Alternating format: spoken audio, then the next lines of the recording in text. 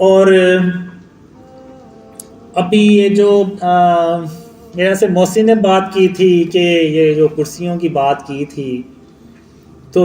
میں اس پہ بھی تھوڑی سی بات کر دوں کہ جب بھی وہ میٹنگ ہوتی ہے تو میں یہ کوشش کرتا ہوں کہ جن کرسیوں پہ آپ بیٹھے ہوئے ہیں میں بھی ان کرسی پہ بیٹھوں، میرے لیے یعنی کوئی اسپیشل کرسی نہ ہو۔ اس کی وجہ ایک یہ ہے، ایک ڈریم میں مجھے یعنی ایسے ہی میٹنگ سی ہوتی ہے، ساری ایک جیسی کرسی ہوتی ہیں،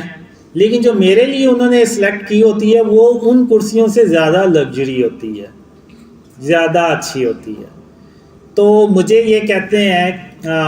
وہ لوگ کہ آپ اس پہ بیٹھیں، ہم نے آپ کے لیے یہ اس کرسی رکھی ہے، تو میں اس پہ نہیں بیٹھتا،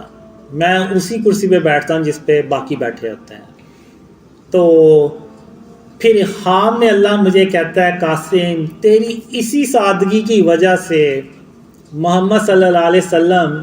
تیرے خوابوں میں دوڑتے چلے آتے ہیں۔ تو اللہ نے مجھے یہ مثال دے کے تو بتایا، تو اب یہ سن کے مجھے اتنی خوشی ہوئی کہ محمد صلی اللہ علیہ وسلم یعنی خاتم النبیین، یعنی اللہ کے جو آخری رسول ہیں صلی اللہ علیہ وسلم، وہ اگر آپ لوگوں کو پتہ چلے کہ آپ لوگوں کے خوابوں میں وہ دوڑتے چلے آ رہے ہیں اور کس وجہ سے آ رہے ہیں، آپ کو یہ بھی اللہ بتا دے، تو آپ اس پہ کتنی سختی سے عمل کریں گے کہ یہ میں کچھ بھی ہو جائے یہ عمل میں نہیں چھوڑوں گا، کہ ایسا نہ ہو کہ میں یہ عمل چھوڑ دوں اور میں بھی وہ لگژری کرسیوں پہ بیٹھنا شروع ہو جاؤں جس پہ آپ نہ بیٹھیں اور پتہ چلے جی خاتم النبیین محمد صلی اللہ علیہ وسلم اب میرے خوابوں میں نہیں آ رہے، تو اس سے بڑا اور میرے لیے کیا صدمہ ہو سکتا ہے۔ تو اس لیے میں کوشش یہی میں نے عرفان بھائی کو اسپیشلی اس ڈیوٹی پہ لگایا ہوا ہے کہ جو باقیوں کے لیے کرسی ہوگی وہی میرے لیے ہوگی، ایسا نہیں ہونا چاہیے کہ میں کسی اچھی کرسی پہ بیٹھا ہوں اور آپ کوئی دوسری کرسی پہ بیٹھیں۔ تو یہ اس میں آپ مجھے بتائیں کہ اس میں کیا یعنی غلط بات ہے جو اسلام یا قرآن اور حدیث سے ایسی کوئی بات ٹکراتی ہے۔ پھر ایک خواب میں اللہ نے مجھے بتایا کہ اپنے سینے سے کینے اور بغض کو ختم کرو۔ تو اب مثال اللہ نے جو خواب میں مجھے دکھائی نا، وہ بڑی اللہ نے دکھائی کہ وہ جو ڈریم گرل تھی نا، اس کے بارے میں اللہ نے مجھے کہا کہ اس کے یعنی تمہیں اس کے لیے بھی اپنے سینے میں کینہ اور بغض ذرا برابر بھی نہیں رکھنا۔ تو میں صبح اٹھا، میں نے اللہ سے کہا یا اللہ تو نے کوئی اور مثال دینی تھی، اس نے اتنے سال مجھے رگڑا لگایا ہے، تو کوئی اور مثال دیتا تو میں یعنی بہت مشکل ہے کہ میں بھولوں کہ میرے ساتھ کیا ہوا کیا نہیں ہوا، لیکن پھر بھی میں نے کہا کہ نہیں اللہ میں نے اپنے آپ سے عہد کیا ہوا ہے، میں نے یعنی ایک خواب میں اللہ سے کہا تھا کہ یا اللہ بس مجھے تو ایک موقع دے دے، ایک موقع دے دے، اگر میں اب بھی اپنے آپ کو نہ سدھار سکا تو پھر تم مجھے بے شک چھوڑ دینا۔ تو وہ چیز پھر میرے ذہن میں آتی تھی اور میں نے کہا کہ نہیں، اگر اللہ نے کہہ دیا کہ کینہ اور بغض نکالنا ہے اپنے سینے سے تو میں ہر حال میں انشاءاللہ اللہ کی مدد سے اپنے سینے سے کینے اور بغض کو نکالوں گا۔ تو اس میں کیا بری بات ہے؟ اب ایک خواب میں اللہ نے مجھے کہا کہ قاسم جب تم زمین پہ چلا کرو تو عاجزی سے چلا کرو اور یعنی سافٹلی چلا کرو، کہ تم کوئی زمین کو پھاڑ تو نہیں دو گے۔ پھر اس کے بعد میں نے اپنی جو چلنے کا سٹائل ہے وہ بھی چینج کیا۔ اکثر لوگ ہوتے ہیں ایسے سینہ تان کے تو ایسے چلتے ہیں، تو اللہ کو وہ چال بالکل پسند نہیں ہے، تو آپ لوگوں نے اکثر دیکھا ہوگا کہ میں ایسے یعنی تھوڑا سر کو جھکا کے تو چلتا ہوں۔ تو یہ اللہ نے اس خواب میں مجھے سکھایا۔ تو اس کے بعد بچوں سے شفقت سے پیش آنا، ایک نہیں دو خوابوں میں خاتم النبیین محمد صلی اللہ علیہ وسلم نے مجھے اسپیشلی بتایا کہ بچوں سے جو ہے نا وہ شفقت سے پیش آنا ہے اور نرمی سے پیش آنا ہے۔ اب اگر آپ دیکھیں تو روتے ہوئے بچے کو چپ کرانا جو ہے نا وہ اللہ کے نزدیک بہت بڑا عمل ہے۔ اب اگر ہم دیکھیں تو جب ہم عمرہ کرتے ہیں تو وہ صفا مروہ پہ ہم 7 چکر لگاتے ہیں۔ اب وہ 7 چکر ہم کیوں لگاتے ہیں؟ اب وہ 7 چکر ہم اس لیے لگاتے ہیں کہ جب اسماعیل علیہ السلام پیاسے تھے اور رو رہے تھے اور ان کی جو امی تھیں والدہ تھیں وہ ان کو یعنی 7 چکر لگا رہے ہیں، یعنی چکر پہ چکر لگاتی جا رہی ہیں کہ کسی طرح انہیں پانی ملے، اور وہ جو روتا ہوا بچہ ہے اس کو ہم یعنی وہ چپ ہو جائے، یعنی پیاسا ہے تو وہ پانی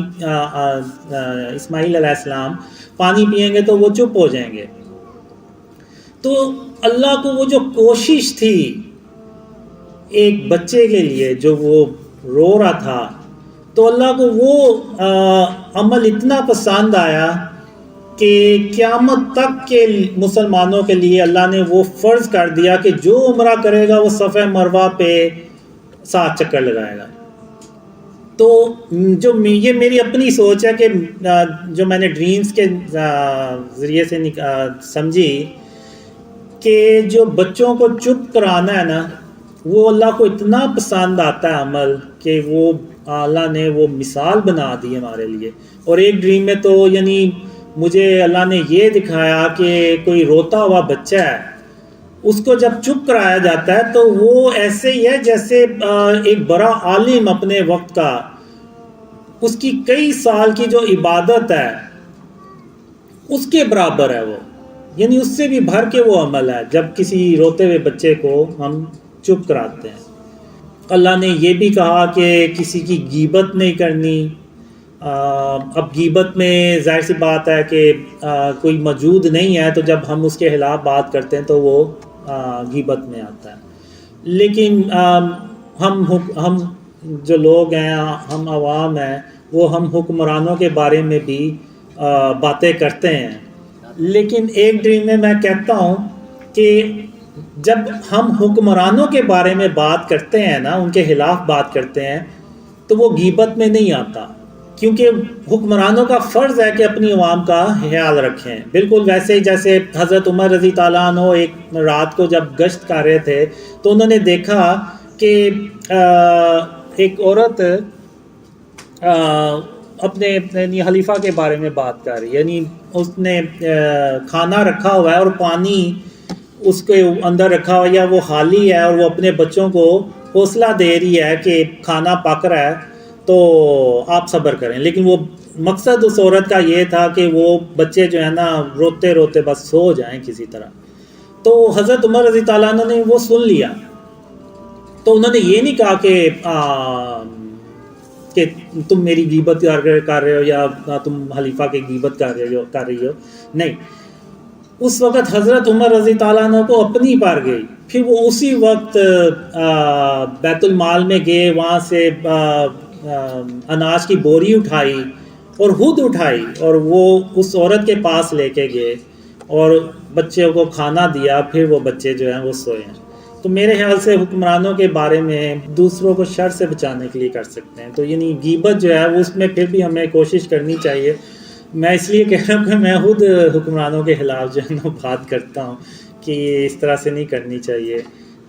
خاص طور پہ شرک سے۔ کسی حکمران نے آج تک کوشش ہی نہیں کی کہ اس ملک کو شرک اور اس کی اقسام سے پاک کیا جائے۔